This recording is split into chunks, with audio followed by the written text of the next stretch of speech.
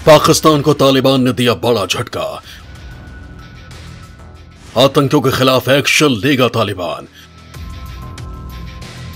भारत के खिलाफ आतंकी संगठनों पर कसेगा शिकंजा।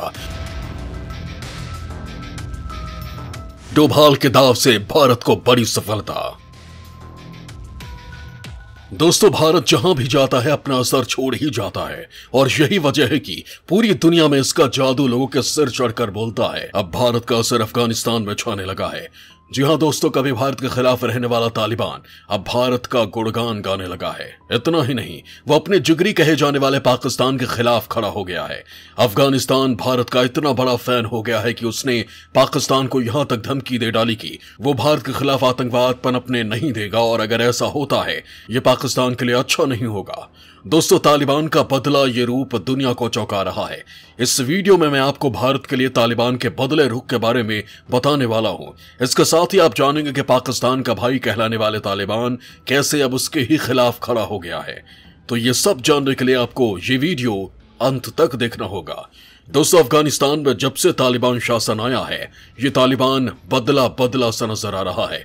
हालांकि उनकी कट्टरता तो जग जाहिर है, लेकिन भारत के संदर्भ में यह स्पष्ट कर चुका है कि अपनी धरती से वो भारत के खिलाफ आतंकवाद को पनपने नहीं देगा। इसके बाद से भारत ने बैकडोर से तालिबान से बातचीत करनी शुरू कर दी है। इसके कई कूटनीतिक कारण भी हैं। तालिबान ने भरोसा दिलाया है कि भारत के खिलाफ साजिश करने वाले आतंकी संगठनों पर लगाम कसी जाएगी। तालिबान ने कहा कि सटीक जानकारी मिली तो वो आतंकियों के खिलाफ एक्शन लेंगे। दोस्तों, तालिबान के बदले रुख से पाकिस्तान सख्ती में आ गया है। पाकिस्तानी हुक्मरानों ने जिस तालिबान को पाला वही उन्हें आंख दिखा रहा है। पाकिस्तान ने कुछ दिन पहले कहा था कि तालिबान आतंकियों के खिलाफ सख्त कार्रवाई करे, तो वही तालिबान ने करारा जवाब देते हुए कहा कि अगर यहां कोई भी आतंकी गतिविधि की गई तो पाकिस्तान को परिणाम भुगतने होंगे। दरअसल दोस्तों, पाकिस्तान ने पिछले कुछ महीनों में बार बार अफगानिस्तान सरकार से पाक अफगान सीमा के क्षेत्र को सुरक्षित करने का अनुरोध किया है, क्योंकि पाकिस्तान में अपनी गतिविधियों को अंजाम देने के लिए आतंकवादी अफगानिस्तान की धरती का इस्तेमाल कर रहे हैं। विदेश मंत्रालय ने कहा है कि दुर्भाग्य से तहरीक तालिबान सहित सीमावर्ती क्षेत्र में प्रतिबंधित आतंकवादी समूह के लोगों ने पाकिस्तानी सीमा सुरक्षा चौकियों पर हमला करना जारी रखा है। हाल ही में अफगानिस्तान के खोस्त और कुनार प्रांत में हुई हवाई हमले पर तालिबान ने पाकिस्तान को चेतावनी देते हुए कहा कि यदि दोबारा ऐसे हमले हुए तो उसे घातक परिणाम भुगतना होगा। तालिबान के प्रवक्ता ज़बीउल्लाह मुजाहिद ने कहा कि पाकिस्तान अफगानिस्तान के लोगों के धैर्य की परीक्षा न ले। यहां आपको बता दें कि इस हवाई हमले में 39 लोगों की जान चली गई थी। संयुक्त राष्ट्र में अफगानिस्तान के स्थायी प्रतिनिधि ने खोस्त और कुनार प्रांत ने भी पाकिस्तानी हवाई हमले की निंदा की। स्थायी प्रतिनिधि ने कहा कि हवाई हमला पाकिस्तान का आक्रामक कदम था और उसने अंतर्राष्ट्रीय कानून का उल्लंघन किया है। वहीं भारत की बात करें तो 90 के दशक में एक संक्षिप्त अविरोध को छोड़ दे तो अफगानिस्तान के साथ भारत के संबंध ऐतिहासिक रूप से अच्छे रहे हैं, जो साल 1950 के मैत्री संधि से आगे बढ़े थे। भारतीय हितों और प्रभाव को तब तक धक्का लगा जब पाकिस्तान द्वारा समर्थित तालिबान ने साल 1996 में काबुल पर कब्जा कर लिया। वहीं 2001 में अमेरिकी आक्रमण के बाद जैसे ही तालिबान को सत्ता से बेदखल किया गया, भारत ने फिर से अपनी खोई हुई स्थिति वापस प्राप्त कर ली। भारत ने तब से अफगानिस्तान में भारी निवेश और वित्तीय प्रतिबद्धताओं की पूर्ति की है और अफगान सरकार के साथ मजबूत आर्थिक और रक्षा संबंध विकसित किए हैं। वहीं तालिबानी सरकार ने भारत को भरोसा दिया है कि विशेष सूचना दिए जाने पर वो पाकिस्तान के पालतू आतंकी संगठनों लश्कर-ए-तैयबा और जैश-ए-मोहम्मद के खिलाफ एक्शन न लेगी।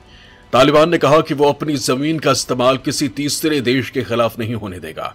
इससे पहले भारतीय NSA अजीत डोभाल ने अफगानिस्तान को आतंक से मुक्त बनाने पर जोर दिया था। अफगानिस्तान के इस फैसले से पाकिस्तान को बड़ा झटका लगा है। पाकिस्तान अफगानिस्तान में लश्कर-ए-तैयबा और जैश-ए-मोहम्मद के आतंकवादियों को पालने का काम कर रहा है। पिछले हफ्ते काबुल में भारतीय अफसरों और तालिबान की मीटिंग हुई थी। तालिबान ने भरोसा दिलाया कि भारत के खिलाफ साजिश करने वाले आतंकी संगठनों पर लगाम कसी जाएगी। बैठक में तालिबान की तरफ से कहा गया कि सटीक जानकारी पर आतंकियों के खिलाफ एक्शन लिया जाएगा और उन पर नजर रखी जाएगी।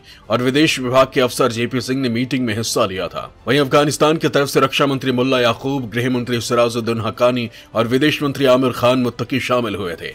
ये बैठक तब हुई जब भारत के राष्ट्रीय सुरक्षा सलाहकार अजीत डोभाल ने दुशांबे में क्षेत्रीय सुरक्षा बैठक में रूस, चीन, ईरान और मध्य एशियाई देशों के NSA से कहा कि वो अफगानिस्तान की क्षमता को बढ़ाए ताकि वो आतंकवाद और आतंकियों के खिलाफ एक्शन ले सके जो इलाके की शांति और सुरक्षा के लिए खतरा है।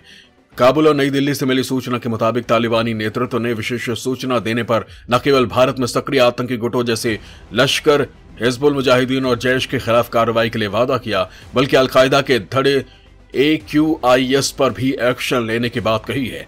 भारतीय मत है कि अलकायदा और तालिबान के बीच रिश्ता वैसा नहीं रह गया जैसा ओसामा बिन लादेन के समय था। हालांकि अभी यह सवाल बना हुआ है कि क्या तालिबान सैनिक अपने साथी सलाफी अलकायदा आतंकियों के खिलाफ एक्शन ले पाएंगे। अलकायदा आतंकी हमले के लिए क्रेडिट लेना चाह रहा है ताकि वो भारतीय उपमहाद्वीप में अपनी छाप छोड़ सके। अलकायदा ने हाल ही में नूपुर विवाद में भारत को आत्मघाती बम हमले की धमकी दी है। वो बांग्लादेश को भी लगातार धमका रहा है। खुफिया सूत्रों का अनुमान है कि अलकायदा और ISKP पाकिस्तान के आतंकी फैक्ट्री की उपज है। इसमें पाकिस्तान की सेना और ISI शामिल है। भारत ने सभी पक्षों को साफ कह दिया है कि अगर भारत में आतंकी हमला होता है तो उसका करारा जवाब दिया जाएगा।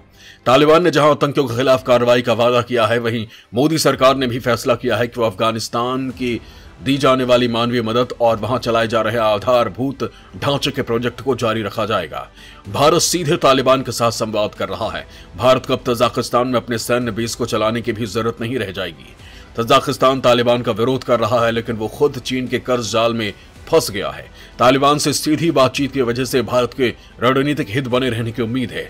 मोदी सरकार ने अफगानिस्तान को दी जाने वाली आर्थिक मदद और विकास कार्यों को शुरू करने का भरोसा दिया है। तालिबान से सीधी बात भारत को सेंट्रल एशियाई देशों के सहारे नहीं छोड़ती है। ऐसे में भारत यहां अपने हितों पर ध्यान दे सकता है। इसके अलावा पाकिस्तान और तुर्की जैसे देशों पर नजर भी रख सकता है। भारत अफगानिस्तान को अब तक 20,000 मीट्रिक टन गेहूं, कई टीके, दवाएं और सर्दियों के कपड़े भेज चुका है। वहीं कोरोना के दौरान 75,000 टन गेहूं भारत ने चाबहार बंदरगाह के जरिए अफगानिस्तान भिजवाया था। इसी तरह $3 बिलियन की मदद से भारत ने अफगानिस्तान को खड़ा होने में सहायता मुहैया कराई थी। अफगानिस्तान के इंफ्रास्ट्रक्चर को डेवलप करने के संदर्भ में साल 2020 में अफगानिस्तान कॉन्फ्रेंस में भारत के विदेश मंत्री एस जयशंकर ने कहा था कि अफगानिस्तान में ऐसा कोई हिस्सा नहीं है जिसे भारत ने न छुआ हो। अफगानिस्तान की संसद का निर्माण भारत ने $90 मिलियन की मदद को देकर कराया था। भारत के सहयोग से बन रहा शहतूत बांध 20 लाख लोगों के प्यास बुझाएगा। इस बांध के लिए अफगानिस्तान से समझौता हुआ था। तालिबान के भारत के प्रति बदले रूप पर भारत को राहत जरूर है, लेकिन फिर भी बहुत जल्दी ज्यादा सतर्क रहने की जरूरत है।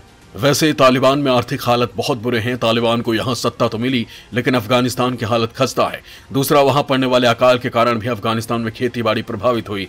दुनिया के ज्यादातर देशों ने उससे किनारा कर लिया है। अमेरिका ने अफगानिस्तान की मदद के लिए जारी फंड भी रोक रखा है। यहां तक कि जिस तालिबान के उदय में पाकिस्तान की बड़ी भूमिका मानी जाती है, उससे भी सत्ता में आने के बाद तालिबान की भारी तनातनी चल रही है। ऐसी खस्ता हालत में भारत ने खाद्यान्न और अन्य आर्थिक मदद देकर उसे विश्वास में लिया है। हालांकि भारत तालिबान शासन से पहले भी अफगानिस्तान के इंफ्रास्ट्रक्चर को डेवलप करने में भारी मदद कर चुका है, लेकिन तालिबान को भारत से मिली मदद के बाद उसका नजरिया भी भारत के प्रति बदला है। यही कारण है कि भारत के हित से जुड़ी बातें खासतौर पर आतंकवाद के संदर्भ में करने लगा है।